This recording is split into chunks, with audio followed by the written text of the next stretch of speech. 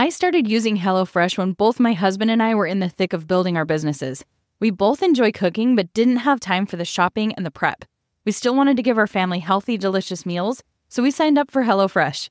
Every recipe was a smash hit with not only us, but all 3 of our kids. HelloFresh made it possible for us to stay in our genius zone and freed up more of our time to be present with our kids. I've given it as a gift to fellow entrepreneurs who are in those early stages of building so they can eat fresh and healthy while growing their businesses. Menu planning doesn't have to be one more thing on your to-do list. With over 50 recipes and other market fresh items, you have endless options for yummy food without the hassle. With summer upon us, you can cut down on time spent in the kitchen so you can get back to enjoying the summer sunshine and building that business. Thanks to HelloFresh's quick and easy recipes. Every week's menu features options that are ready in just 20 minutes or less, which is even quicker than fast food delivery or frozen pizzas. And when you sign up today, you'll unlock free appetizers for life. Get the party started or enjoy a little pre-dinner treat with an appetizer of your choice in every HelloFresh box for free. Go to HelloFresh.com/MUAPPS for free appetizers for life. 1 appetizer item per box while subscription is active. That's free appetizers for life at HelloFresh.com/MUAPPS. Head over and get started with HelloFresh, America's #1 meal kit. This episode is brought to you by La Quinta by Wyndham. Your work can take you all over the place, like Texas. You've never been, but it's going to be great because you're staying at La Quinta by Wyndham. Their free Bright Side breakfast will give you energy for the day ahead. And after, you can unwind using their free high-speed Wi-Fi. Tonight, La Quinta. Tomorrow, you shine. Book your stay today at LQ.com. I can't tell you how many people, even 5 years later, we would have it, lived in that city, driven down that road a million times, and would come in and say, I never knew you were here, and it was horrible to hear.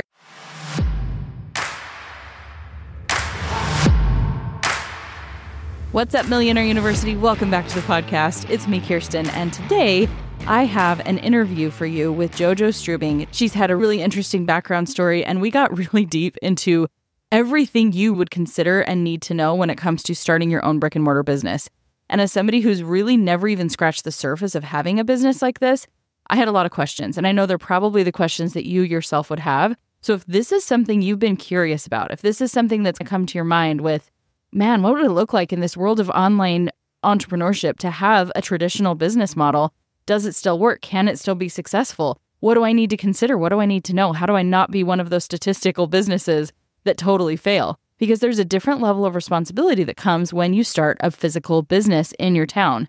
So you're going to be learning a ton today on this episode. So get ready to take notes, because I promise you the value has been brought to today's episode. So without further delay, let's talk to JoJo Struebing. Hey, JoJo, welcome to Millionaire University. So glad to have you here and excited for all of the insane value I know you're going to provide to our audience. So thanks for taking some time to come share your story with us. Thank you, Kristen. I am excited to be here today. Absolutely. Okay, so let's dive in and just give a little bit of your backstory, because it's always fun to hear where you're at now, but I love to know, what was the journey? What was the hero's journey for you? And where was that initial spark of inspiration and idea? And let's just start at the very beginning of your journey. Yeah. I always say if I look back 10 years, I would have no idea I'd be here. So I started out in the corporate world, climbing the corporate ladder. I was in sales, loved that competitive atmosphere. And my husband and I he was also in sales as well. And we started feeling that kind of pull towards entrepreneurship. Well, we weren't sure what that would look like. So started just looking at different franchise opportunities, and had a friend that had opened a CBD franchise and was crushing it, piqued our interest. And we wound up following suit and opening the same franchise. We opened 3 locations and got in a little in over our head, sold 2 of those stores, went back to just 1. But it started doing really well. And we realized we really liked this entrepreneurship thing. We really liked owning our own business and what that looked like day to day rather than sitting in our office job. So my husband wound up leaving his job first. And then eventually I was able to follow suit and leave my 9 to 5. And we went all in on this, entrepreneurship thing. So wound up leaving that franchise and then opening our own brand, which was Altered States Wellness. And it is a float therapy studio. So we've built that brand up and we are now franchising that brand. But it's just been a really fun journey to go from being a franchisee to now being a franchisor, and kind of all that's gone on in between. Yeah. Okay. That's fascinating. And I'm actually really intrigued. I know we're going to talk a lot about today what it takes to build a brick and mortar business. And as somebody who slightly has, we endeavored to co-create a restaurant one time, and that was the closest I've ever come to having, an actual space where it's not just all online. And it was really, really hard. And there's so much that you don't even know is going to go into it. So I'm really intrigued by this because I feel like in 2024, it's kind of like the cool thing now to build an online business, and you don't need a brick and mortar and you don't need those expenses. But I also can see the advantages of the traditional business model. So I want to dive deep into that. And then I have some other questions, even just based on your origin story of leaving the job and when you know it's time to really go all in with the entrepreneur journey. So let's just talk about, first of all, what people need to consider nowadays with having that brick and mortar model versus the digital online model. Yeah, I mean, having open brick and mortar businesses, and then I also tried to dabble in the online, building a course thing, and it was hard. It was hard. I would say the online thing was way harder than the brick and mortar. I mean, or I guess I really should just say harder in different ways. Yeah. But, I think online you expect it to be really fast and quick, and it isn't. It's just like brick and mortar. You got to really build it. But I think with brick and mortar, one of the biggest benefits is like you're a giant billboard in the middle of your town. So I think you can build that momentum as far as like foot traffic a little faster. Yeah, they're just very different. I think the biggest thing nowadays is you really have to think about your experience with your brick and mortar business, because people are not coming into businesses just to buy the staples and the more transactional products. Yeah. They go to Amazon for that. But if they're coming in to experience something, they're all about it, right? Mm-hmm. You want to see that cool TikTok reel of the trendy place to go into. It's somewhere you can go with your friends, somewhere you can go try things on or taste things or have more of an experience within that business rather than just walking in to buy something, right? Yeah. Yeah, that has been a definite change. And I've noticed for myself, it's like a nostalgia thing too, to go into brick and mortar businesses. But if you don't nail that, if you don't nail the vibe and the reason that they're there, and it's all just about selling a product, which applies to any business, right? But that's especially important now where we do have the accessibility of online shopping. And there are certain shops in my town that I love going into because it is a vibe, right? It's a whole experience from start to finish.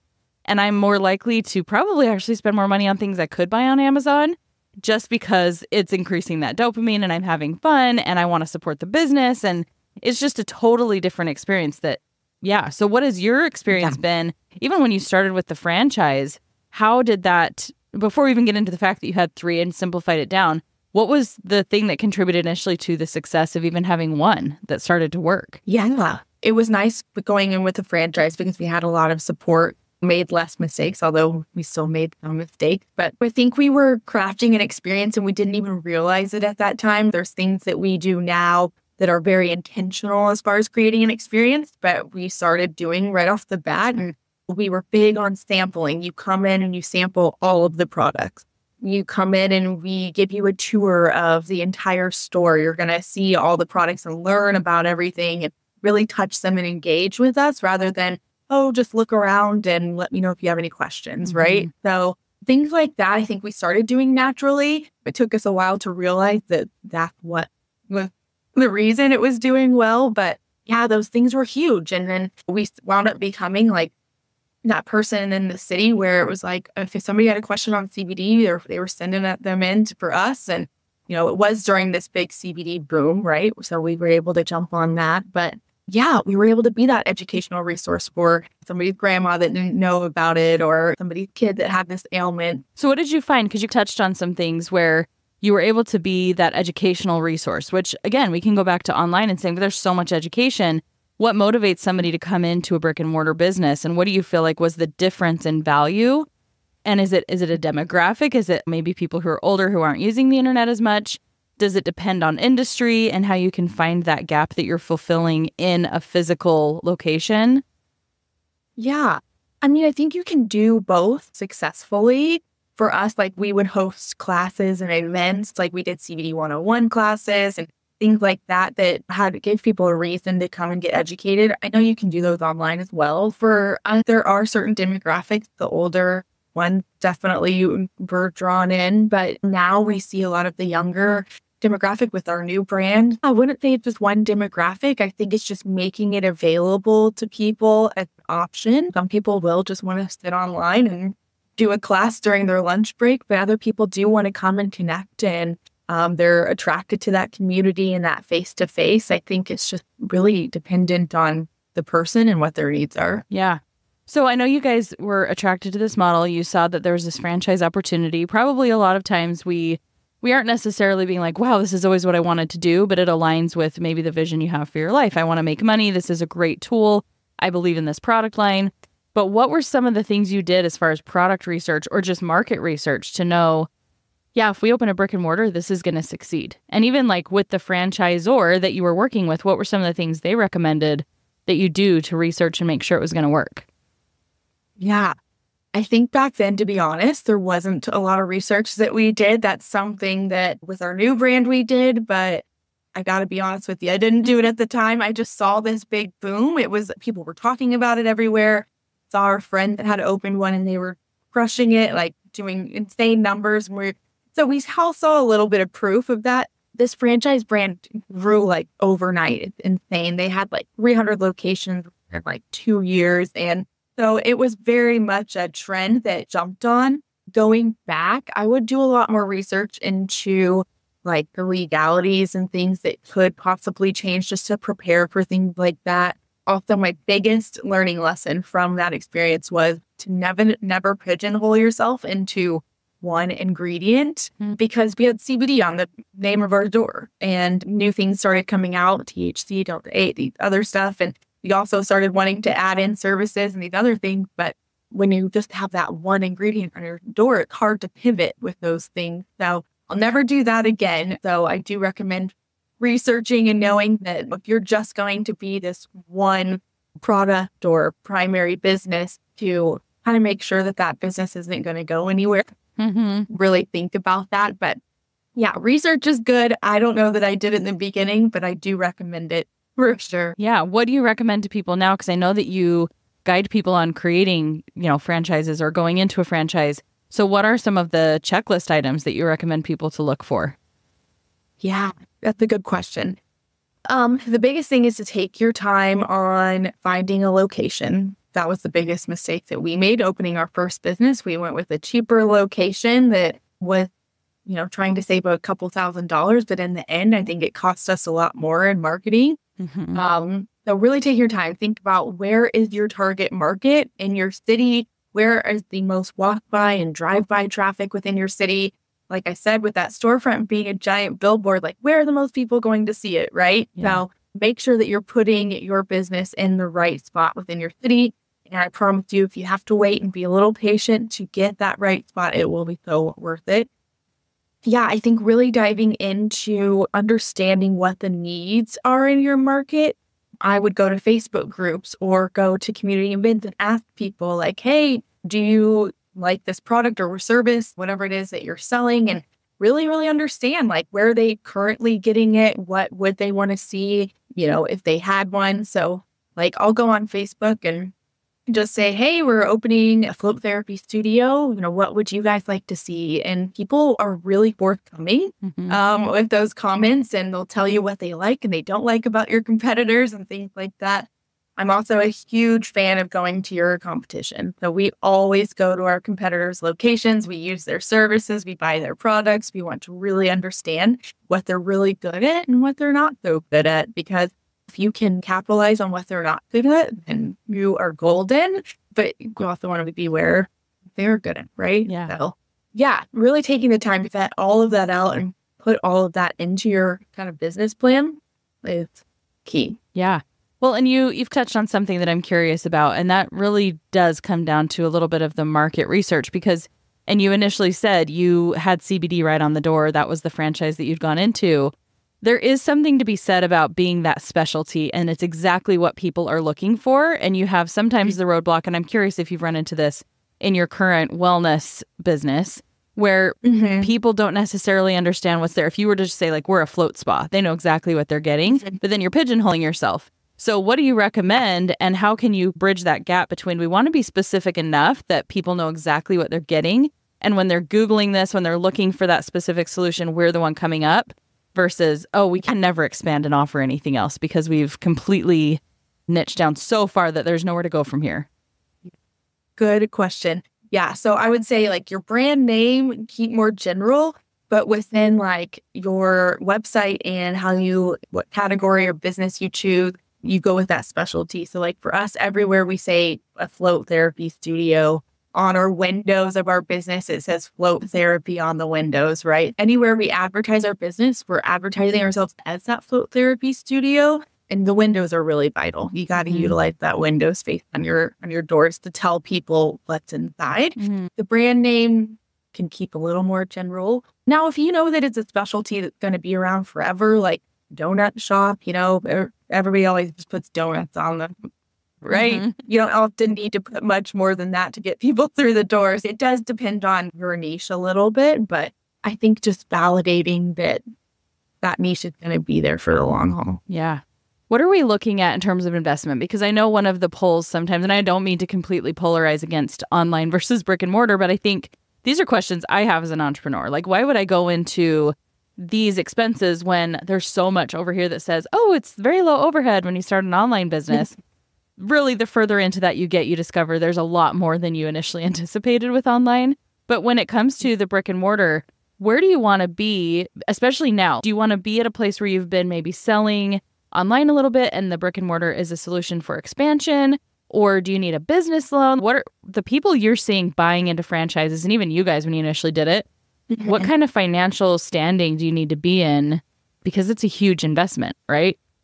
Yeah, it can be. I mean, for product-based businesses, the nice thing is it can be a lot lower. Like our first business, the CBD store, we opened with $28,000. It's still a ton of money, but it's not, the hundreds of thousands of dollars that you hear sometimes. So, you don't always need these extravagant build outs and these insanely expensive needs to open. You can start really simple and then add things in as you start selling products. I don't think that you have to sell your product before you open. I think honestly, sometimes that'll just stall you from opening if opening is your goal. Although if you do want that cash flow before, it's a great way to get it. But with some of the service-based businesses, when you're buying a lot of these expensive equipment, like with us, we're all equipment-based, right? So you have a lot more of that overhead up front. But the great thing about that is you can get equipment financing. Most of our franchisees will finance that equipment and then they're just paying monthly. With margins being so high on services, that's totally feasible to pay that monthly financing fee cost. But there's so many ways to fund your business nowadays that people I don't think are aware of. There are so many people wanting to give out small business loans and business credit cards and lines of credit. There's tons of zero interest business credit cards out there that you can get for like 12 to 18 months. So there's a lot of options, grants, loans. So, I know investment can hold a lot of people back, but there's so many ways out there that you can fund it. And I've seen huge numbers with brick and mortar businesses. Like it's insane. And there may be a higher investment in the beginning. The payoff really can be there. Sometimes people in their first month doing $100,000, $200,000 a month, and they put $50,000 in their business. That's a big return. I'm not making any guarantees on things here, but right. The possibilities are there. Yeah. What do you see some of the characteristics, and these don't necessarily need to be personal characteristics, but just things that you're seeing in businesses that do really, really well with brick and mortar and ones that tend to flop? Like, what are some things to consider, even depending on maybe you're going into more of a service-based brick and mortar or a product-based? Are there some universal things that you need to be aware of so that you're not one of those failure stories where you're like, oh my gosh, I had to get a loan? Because all that's great. I love that you have the funding opportunity, but that also there's like you have to pay the piper eventually. So what are some things that you're seeing people do where that's absolutely working versus people who maybe aren't approaching it with the same level of intention? As a business-to-business marketer, you know that your needs are unique. B2B buying cycles can be painfully long and your customers face incredibly complex decisions. Isn't it time you had a marketing platform built specifically for you? LinkedIn Ads empowers marketers with solutions for you and your customers. LinkedIn Ads allows you to build the right relationships, drive results, and reach your customers in a respectful environment. You'll have direct access to and build relationships with decision makers. There's 1 billion members, 180 million of which are senior-level executives, and 10 million are C-level executives. You'll be able to drive results with targeting and measurement tools built specifically for B2B. In technology, LinkedIn generated 2 to 5x higher return on ad spend than other social media platforms, and 79% of B2B content marketers said LinkedIn produces the best results for paid media. So if you're ready to work with a partner who respects the B2B world you operate in, then you need LinkedIn Ads. So make B2B marketing everything it can be and get a $100 credit on your next campaign. Go to linkedin.com/MUPod to claim your credit. That's linkedin.com/MUPOD. Terms and conditions apply. You know that's the sound of another sale on your online Shopify store. But did you know Shopify powers selling in person too? With Shopify, you get a powerhouse selling partner that effortlessly unites your in-person and online sales into one source of truth. Track every sale across your business in one place and know exactly what's in stock. Get hardware that fits your business. Take payments by smartphone. Transform your tablet into a point-of-sale system, or use Shopify's POS Go mobile device for a battle-tested solution. Plus, Shopify's award-winning help is there to support your success every step of the way. Take customers from picking it out to picking it up. Shopify syncs in-store inventory with Google, so when local customers search for that thing they want that you have, bam, you're there. Demand meets supply. Sign up for a $1 per month trial period at shopify.com/MU, all lowercase. Go to shopify.com/MU to take your retail business to the next level today. Shopify.com/MU. With supply chains becoming more complex, you need to stay on top of the latest logistics developments. So if you work with logistics, you need the Beyond the Box podcast from Maersk. It's the easy way to keep up to date with everything from digital disruption in logistics to the need for supply chain resilience in today's market. Find out more and keep ahead of the game with the Beyond the Box podcast on logistics insights at maersk.com/insights. The number one reason I see businesses fail is their location. Mm-hmm. So, if you are in the back of that shopping center, nobody can find you. Nobody knows you're even there. Like our first business, I can't tell you how many people, even 5 years later, we would have it lived in that city, driven down that road a million times, and would come in and say, I never knew you were here. And it was horrible to hear. And we still survived. We still made it. We thrived there, actually, but it took a really long time.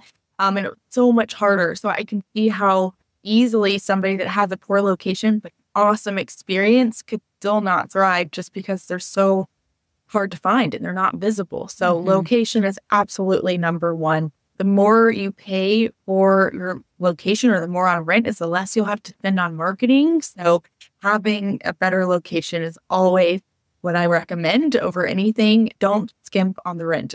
I promise you that will pay off in the long run. Location and then the experience that I know I mentioned, but you have to think about the experience. What are people going to experience within my business?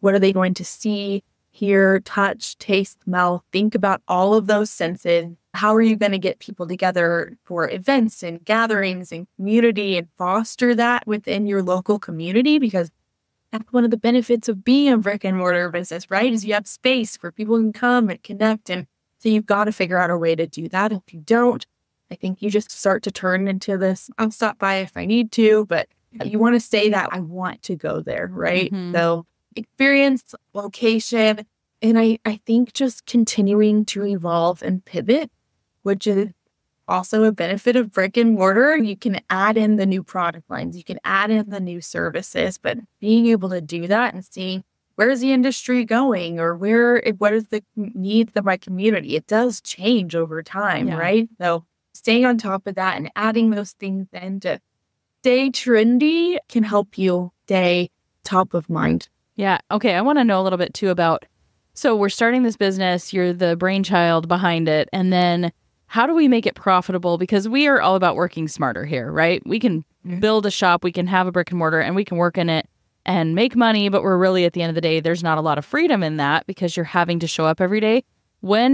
Is there a certain point, or I know this is a big question, but for it to really be profitable and provide lifestyle, What do you guys typically consider when it comes to when do you hand over the reins and hire people who are there running it and you just get to own the business?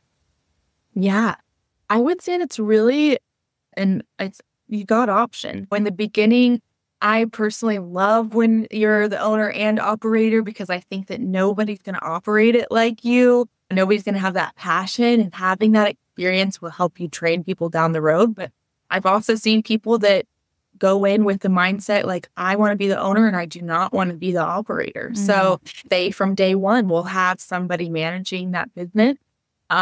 You can have success in both ways. You just got to budget for it accordingly. In our business today, we own one wellness studio and we have somebody that works there full time. We pop in and help on the weekends and go in for things every now and then, but we're not there all the time. So it's definitely a possibility. Like I said, I do recommend you work in the business in the beginning just to get that momentum and going. But that doesn't mean you have to be there 7 days a week. Like hire somebody, take that lifestyle break that you need. Don't feel like you have to be glued to your business. I think a lot of people think that they can't afford employees. Really, if they had employees at their business, they could be out in the community working, advertising their business at those Chamber of Commerce events and other things that could be growing their business rather than being there all the time. So yeah, I think it just holds you back if you glue yourself to the business too much. Yeah, there's something you just said a little bit ago too. I love the thought, you have space, use the space. That's the difference you have when you have a physical location, is you can have community outreach events. You can use that space for multiple purposes, provided that you have a space that lends itself to that. But yeah, there's so much more that you can do when you have a visible location versus just you're out there in the interwebs and you're trying to call attention into what you're selling. Way more competition, right? Online when there's millions of people versus how many people are really going to have the same business. And that's a good question too. When you're looking at competition analysis, you said you go into your competitors, you buy their products, you find the gap in what you could do a little bit better. What are some other things that you can do to, first of all, even make sure that there's a viable market for this? Is it a good thing to have a few? Is it a bad thing to have a whole bunch of people selling the exact same thing? We know there's Starbucks on every corner, but how come that works? Like, what do you need to be looking for it to thrive versus be stifled? Yeah, I think that people often look at competition as a bad thing. I can tell you it can be a really good thing. When we opened our first CBD store, we had someone move in like half a mile away from us within 6 months. And then within like 2 years, there was like 6 CBD stores within a mile. So, but every time we were able to see, what are they doing? What are we doing a little different? And kind of pivot accordingly. So we always made sure that we were doing things a little different, and it really didn't affect us. Like, as long as you're able to know what you offer and stand in that, I think you can always pivot if you need to, right? So a lot of times when competition comes in, it just builds more awareness, builds more popularity around that product or service. So it's not always a bad thing. Yeah. Now, if somebody comes in and they're offering something way better than you, then you might have to step up your game a little bit and say, okay, they're doing really, really good on this customer service side. So maybe we should, step this up, and maybe we should look at offering something a little different. You have to pivot constantly. So I think as long as you're doing that, you're okay. One thing I love to do, if you can't go into your competitors, is go look at their reviews, because people will be honest on the reviews. Look at the 1 stars. What are they getting 1 stars for? What's the reason? Let's make sure we nail this, and maybe even use that like as your advertising. Maybe they're talking about the place not being very clean. Number 1 reason you'll see negative reviews. So maybe you start advertising, we're a really clean business, right? Something that simple. But then also look at their 5 stars. What are they doing really good? Okay, so let's talk a little bit about the fact you guys grew and expanded. You opened 3 stores. What was the lesson that we want to take away from that with what went wrong? I mean, it was exciting. We were all in, but it became too much too fast. It's possible if you have a bigger team, if we had hired somebody to do different things, but it was just me and my husband trying to, with a couple of employees, these 3 locations. So if you're going to expand like that, you need a bigger team. We ran ourselves to burnout really quickly. Our mental health, physical health was suffering, and we were like, okay, we got to do something here. So yeah, don't recommend growing that fast without a bigger team. Your body cannot physically be in so many places at once. Yeah. So yeah, you just got to think about it. I mean, I've seen people grow 5, 10 locations. It's possible. You just need more people, more hands out there, more people working on it. And growing that quickly sometimes too doesn't give you time to really assess. Like we went from our second to our third store within 2 months. So it was not enough time in between to really settle in with the second store before we went to the third store. So growing fast is great, but take your time, I would recommend. Well, what was the motivation behind jumping into another store and then a third so quickly? Was it just like, we're making a lot of money over here, we could make more if we just duplicated, but yet the systems weren't necessarily in place to replicate what you were doing in store number one? Or where was some of the little micro things that, motivated and then didn't work? Yeah. I think we saw the CBD boom. We were really excited. And I'm one of those people that is very impatient. And I'm like, got to do this. We got to get open and play before somebody else does. And of course, they were all coming right behind us. It was like, I got to be the first. And yeah, I'm not a very patient person. So it was like, go, go, go, go, go, which isn't always necessary to move that quickly. Do you think you forgot, you didn't do some of your due diligence because you were going on just urgency and it was more of a scarcity mentality, right? We have to be the first to get there. If we don't get there first, then we're not going to be successful. But you just told me, right? There's going to be competitors. It doesn't mean that there's not going to be enough for you. And that's probably a lesson learned, right? In hindsight is 2020. Yeah, absolutely. But there's definitely things what would you recommend to somebody else if you could go back and coach that version of yourself who's wanting to expand, wanting to make more money, you see this great opportunity, what would you tell someone or tell yourself when they're like, okay, we want to scale by adding new locations, more brick and mortar? Yeah. So I would take that time to really dig into your systems and processes, write down those SOPs, make sure you've created all those handbooks and for your employees and all those documented processes, because once you have that written down, then you can go replicate really easily.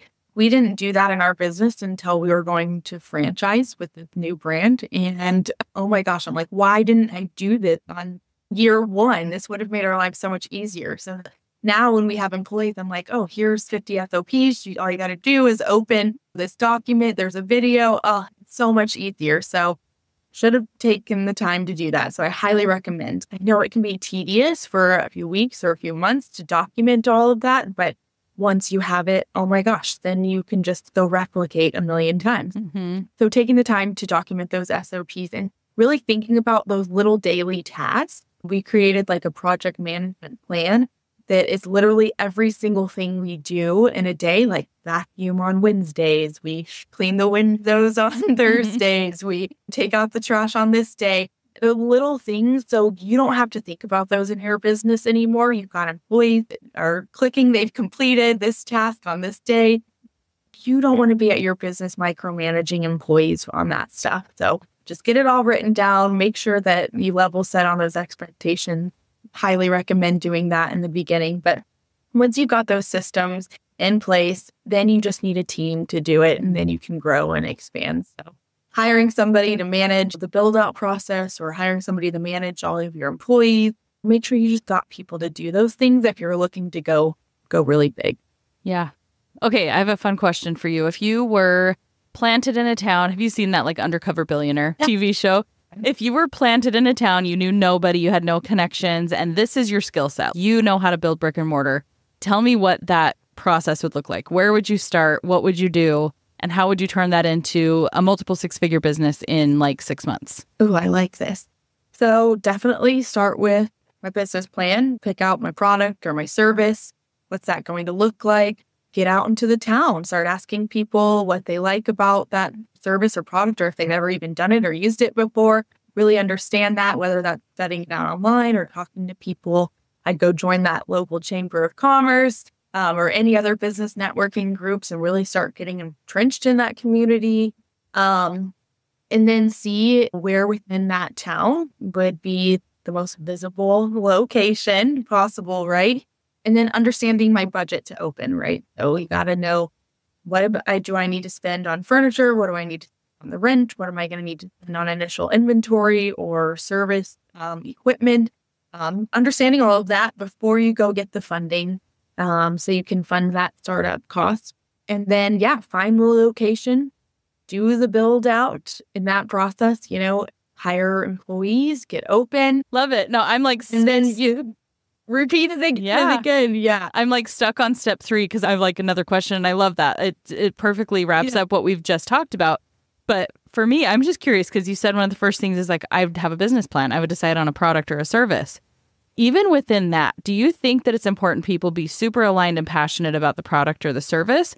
Or do you think that people can be just as successful going and finding a gap where you're like, wait, because the town I live in right now, we have one Chinese restaurant.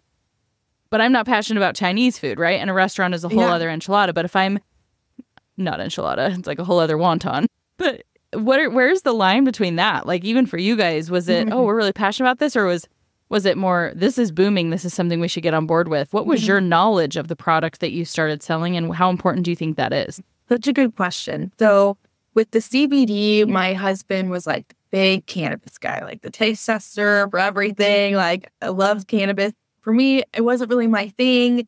So I was more like, what excited me was the business side, the marketing, and the trying all these other avenues from the business. So I think that if you aren't passionate about the product, you probably just want somebody that works within the business. Now, that could be an employee or a manager, but somebody needs to be passionate about it, but it doesn't necessarily have to be you. Like, if there's a need for Chinese food, you could go find a chef that really is passionate about cooking the Chinese food and can really talk about it in that way. I think you just have to partner with somebody that makes sense for you. We always say that you do somewhat need that, like, this business lights me up factor, whether it is going to be the marketing and business side or the product or service, because this is something you're going to be doing every day.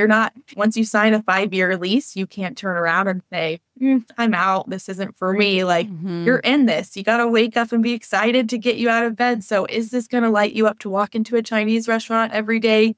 And if not, then let's make sure that you've got somebody else that's walking into that business every day, not you, right? And you're just excited to go tell everybody you have the second Chinese restaurant in town, and it's better because of XYZ. And I love it. Okay, that's good. That's a really important distinction, because I think sometimes, audiences like ours, we're looking for ways that we can make money. We want to be successful. We want to be millionaires. And it's so important to find what you're in alignment with one way or another. Ideally, it's both, right? You have that spark of interest and you love the business model and all of the things. And so showing up for work doesn't feel like work. But there's also something to be said about finding a gap and being able to fill that need and just loving that whole process and just being driven by creating a resource for people that don't have one. So yeah, cool. I love it. We've provided a ton of value. I feel like I have a little bit more awareness of what it would really take, because it's something I would not touch with a 10-foot pole. But after talking to him, like, oh, actually, it's not a terrible idea. And I have had a couple of things that would be really, really ideal for brick and mortar. I guess it's not as scary as it sounds, and it's still possible to succeed. So yeah. Yeah, it's definitely possible. And it can be a really fun avenue that like grows your brand and your business really quickly. So there's so many incredible things about owning a brick and mortar business. I highly recommend. Love it. Okay, where can people find you if they want to learn more about your current endeavors, or just learn more and soak in all the goodness that you have to offer? Because you know your stuff, you've walked the walk. Where can we find you online? Yeah, you can find me on LinkedIn, JoJo Struebing. And you can learn about our current wellness studio, Float Therapy Studio. We are franchising. So if you just want a roadmap laid out for you so you don't have to make mistakes along the way, that we just say, this is exactly how you find your location. This is exactly how you do your build out. And this is what products and services you're offering. You can learn more about that at alteredstateswellness.com. Sweet. Thank you again, JoJo. It was so fun talking to you and seeing behind the scenes of your business success. I know that I got a lot out of it, and I know everybody else did too. So thanks for coming on. Awesome. Thanks, Kristen. Thank you so much, JoJo and our other show sponsors, for making this episode possible today. I did not hold back asking some very big questions of JoJo on this episode, and what I love is that you can definitely tell her level of skill set and understanding and knowledge when it comes to this industry. She was not thrown by any of my questions, and she gave some good insights. I personally would feel way more confident after having this conversation in maybe embarking on having a physical location, having a brick and mortar business, seeing the advantages and understanding the community aspect.